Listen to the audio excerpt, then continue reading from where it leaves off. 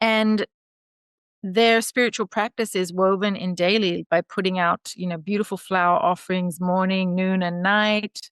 They have ceremonies based around the moon and for everything. There's temples everywhere and carvings and music, and it's all, there's a huge amount of artistry, and it's all devoted to the gods and goddesses. So, Bali is known as the island of the gods, so now the goddesses. So you can feel the magic here. And and I think the way of life here also has a lot of beautiful spiritual lessons to teach us and the Balinese people.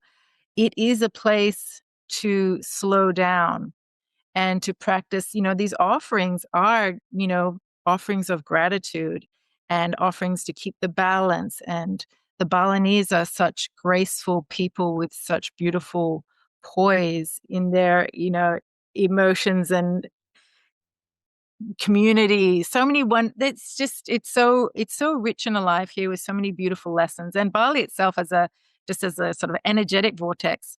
One thing I can say that I've learned over the, I don't know, 20 odd years that I've lived here is that, you know, it itself is like a magnifying glass. So whatever energy you're feeling here, you feel it intensely. So you can experience huge amounts of bliss, and you can have these wonderful aha moments and really like feel like it's absolutely heavenly and get those glimpses. And then also too, if you have things that you're working on here, it's it's like a catalyst where it will just like bring it up raw. Yeah. And you either deal with it, and or maybe sometimes, you'll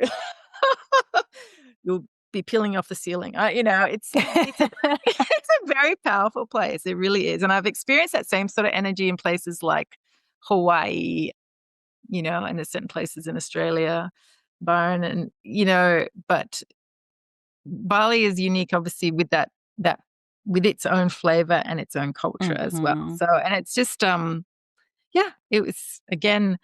Mm. I also have like a bit of a unique, growing up. I grew up. My parents were expats, and we moved to Indonesia when I was 5 years old. We Okay. lived in Southeast Asia.